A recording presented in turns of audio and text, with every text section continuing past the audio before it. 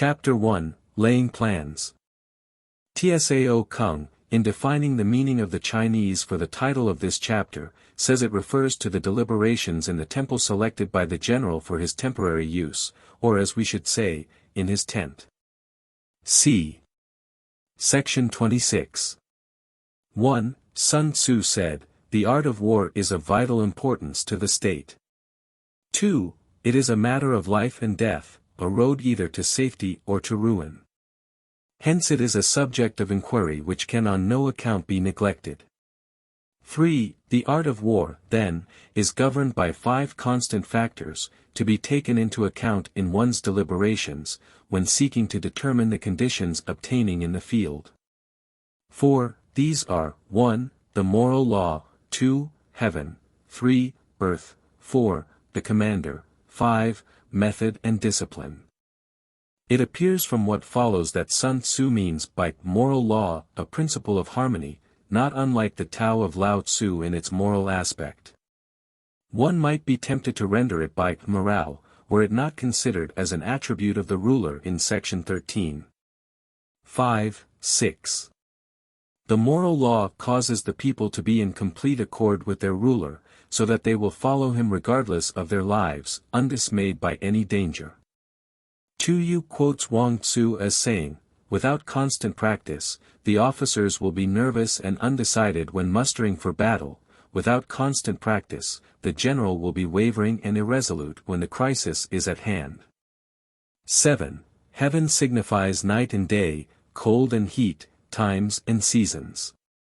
The commentators, I think, make an unnecessary mystery of 2 words here. Meng Shi refers to the hard and the soft, waxing and waning, of heaven. Wang Shi, however, may be right in saying that what is meant is the general economy of heaven, including the 5 elements, the 4 seasons, wind and clouds, and other phenomena. 8. Earth comprises distances, great and small, danger and security, open ground and narrow passes, the chances of life and death. 9. The commander stands for the virtues of wisdom, sincerity, benevolence, courage and strictness. 10. By method and discipline are to be understood the marshalling of the army in its proper subdivisions, the gradations of rank among the officers, the maintenance of roads by which supplies may reach the army, and the control of military expenditure. 11. These 5 heads should be familiar to every general. He who knows them will be victorious, he who knows them not will fail. 12. Therefore, in your deliberations, when seeking to determine the military conditions, let them be made the basis of a comparison, in this wise. 13. 1. Which of the 2 sovereigns is imbued with the moral law? i.e., is in harmony with his subjects. Cf. Section 5. 2. Which of the 2 generals has most ability? 3. With whom lie the advantages derived from heaven and earth? See Section 7, 8. 4. On which side is discipline most rigorously enforced?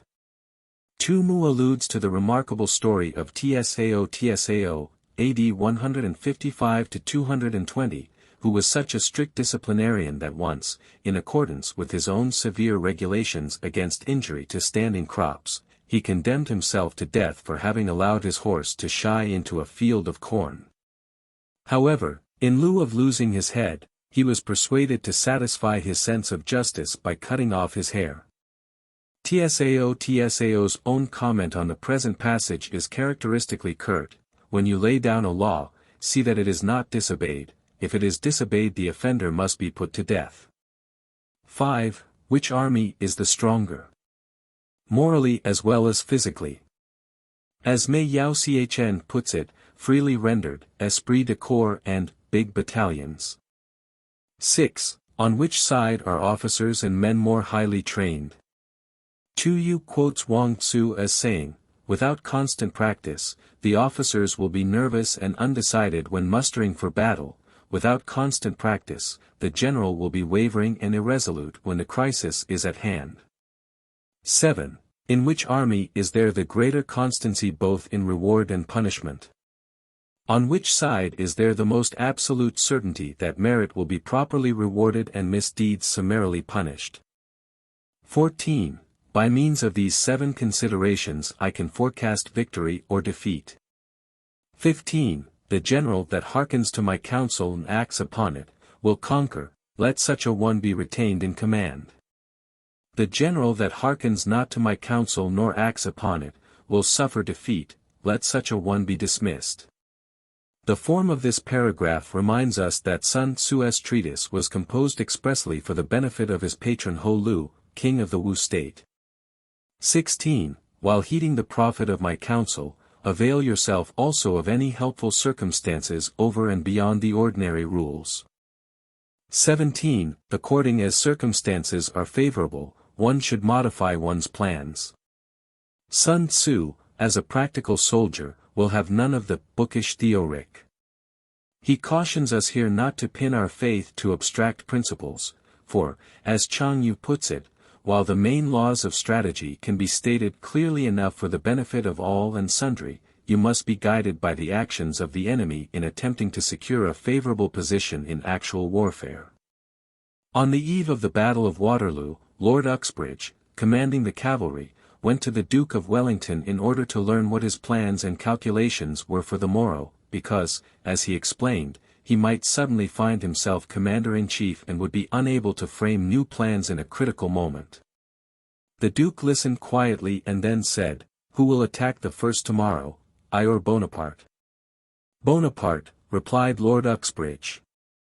"Well," continued the Duke, "Bonaparte has not given me any idea of his projects, and as my plans will depend upon his, how can you expect me to tell you what mine are?" 1. 18. All warfare is based on deception. The truth of this pithy and profound saying will be admitted by every soldier. Colonel Henderson tells us that Wellington, great in so many military qualities, was especially distinguished by the extraordinary skill with which he concealed his movements and deceived both friend and foe. 19. Hence, when able to attack, we must seem unable; when using our forces, we must seem inactive; when we are near, we must make the enemy believe we are far away; when far away, we must make him believe we are near. 20. Hold out baits to entice the enemy. Feign disorder, and crush him. All commentators, except Chang Yu, say, when he is in disorder, crush him. It is more natural to suppose that Sun Tzu is still illustrating the uses of deception in war. 21. If he is secure at all points, be prepared for him. If he is in superior strength, evade him. 22. If your opponent is of choleric temper, seek to irritate him. Pretend to be weak, that he may grow arrogant. Wang Tzu, quoted by Tu Yu, says that the good tactician plays with his adversary as a cat plays with a mouse, first feigning weakness and immobility, and then suddenly pouncing upon him. 23. If he is taking his ease, give him no rest. This is probably the meaning, though Mei Yao Chn has the note, while we are taking our ease, wait for the enemy to tire himself out. The Yulan has, lure him on and tire him out. If his forces are united, separate them. Less plausible is the interpretation favored by most of the commentators: if sovereign and subject are in accord, put division between them. 24. Attack him where he is unprepared, appear where you are not expected. 25. These military devices, leading to victory, must not be divulged beforehand. 26. Now the general who wins a battle makes many calculations in his temple ere the battle is fought. Chang Yu tells us that in ancient times it was customary for a temple to be set apart for the use of a general who was about to take the field, in order that he might there elaborate his plan of campaign. The general who loses a battle makes but few calculations beforehand.